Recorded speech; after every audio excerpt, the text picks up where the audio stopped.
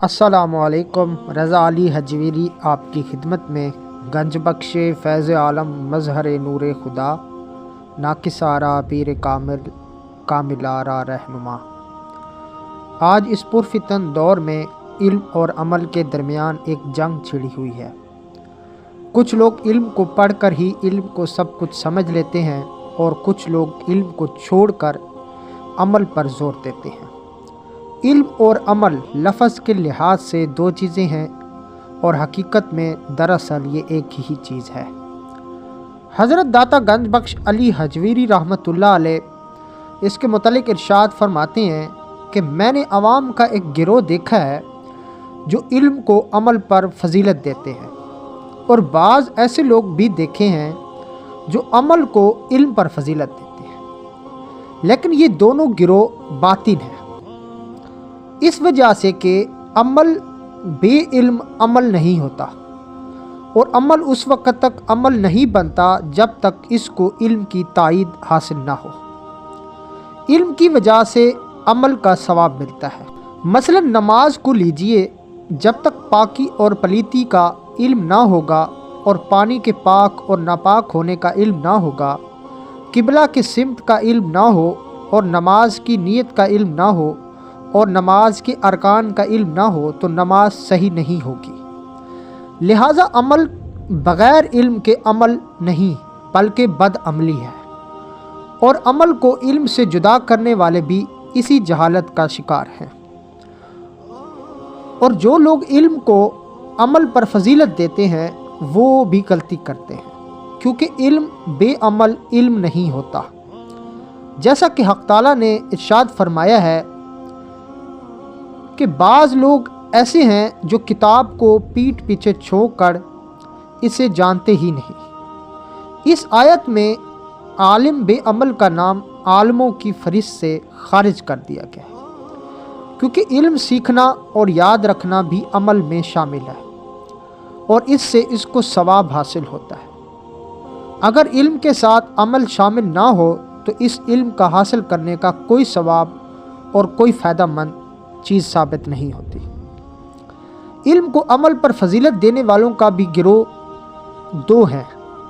ایک گروہ علم کو اس لیے افضل سمجھتا ہے کہ اس سے خلق خدا کے درمیان یعنی مخلوق کے درمیان عزت اور مرتبہ حاصل ہوتا ہے کہ میں مفتی ہوں، میں عالم ہوں، میں فاضل ہوں، اس لیے وہ عمل کو ضروری نہیں سمجھتے۔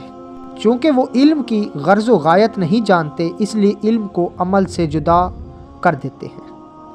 ایسے لوگ نہ عالم کہلوا سکتے ہیں نہ ہی عامل کہلوا سکتے ہیں۔ یہ لوگ جاہل کہتے ہیں کہ ہمیں قال کی ضرورت نہیں ہے، حال کی ضرورت ہے، اور اس لیے حضرت مولانا جلال الدین رومی رحمۃ اللہ علیہ فرمایا، جس کا ترجمہ ہے زبانی جمع خرچ کو چھوڑ دو اور حال اختیار کرو، جس کا بہترین طریقہ یہ ہے کہ کسی مرد کامل کے پاؤں کی خاک بن جاؤ۔ اس شعر میں تو الٹا عمل کی تاکید آئی ہے، اور زبانی باتوں کو چھوڑ کر مرد کامل کے زیر ہدایت عبادات، ریاضات اور مجاہدات کیا جائے اور حال حاصل کیا جائے، یعنی عملی طور پر روحانی پرواز میں منہمک ہو جانا چاہیے۔ حضرت خواجہ ابراہیم بن ادم رحمۃ اللہ علیہ فرماتے ہیں کہ میں ایک راستے میں ایک پتھر پر دیکھا جس پر لکھا ہوا تھا کہ اس کو الٹا کرو۔ جب میں نے اس کو الٹا کر کے دیکھا تو اس کے نیچے کاغذ پڑا تھا، اس پہ لکھا ہوا تھا کہ تم اپنے علم پر عمل نہیں کرتے، لہٰذا جس کا تجھے علم نہیں اس کو کس طرح پاؤ گے۔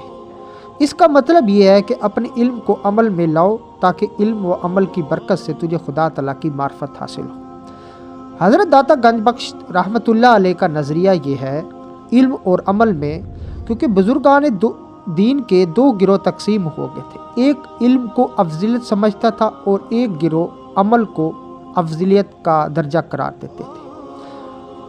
حضرت داتا گنج بخش علی حجویری رحمۃ اللہ علیہ اپنی مایہ ناز تصنیف کشف المحجوب میں فرماتے ہیں کہ علم اتنا حاصل کرنا ضروری ہے جتنا عمل کے لیے ضروری ہوتا ہے، اور جو علم آپ نے حاصل کر لیا ہے اور اس پہ عمل کرنا بھی اتنا ہی ضروری ہے۔ اس کی مثال اس طرح دی گئی ہے کہ جیسے کسی گدھے پر کتابوں کا بوجھ لاد دیا جائے تو اس کو اس بات کی پرواہ نہیں ہوتی کہ اس کے اوپر کیا بوجھ لدا ہوا ہے، کتابیں ہیں، علم ہے یا کوئی اور چیز لادی ہوئی ہے۔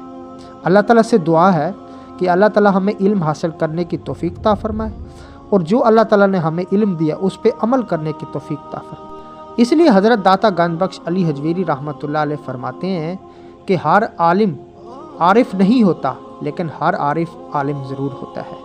اللہ تعالیٰ سے دعا ہے کہ اللہ تعالیٰ ہمیں علم پر عمل کرنے کی توفیق عطا فرمائے اور اپنی بارگاہ میں سرخ رو ہونے کی توفیق عطا فرمائے۔ ویڈیو آپ کو پسند آئی تو چینل کو سبسکرائب کریں، لائک کریں اور کمنٹس کریں، اور اس متعلق آپ کا کوئی سوال ہو تو آپ کمنٹس میں کر سکتے ہیں۔ شکریہ۔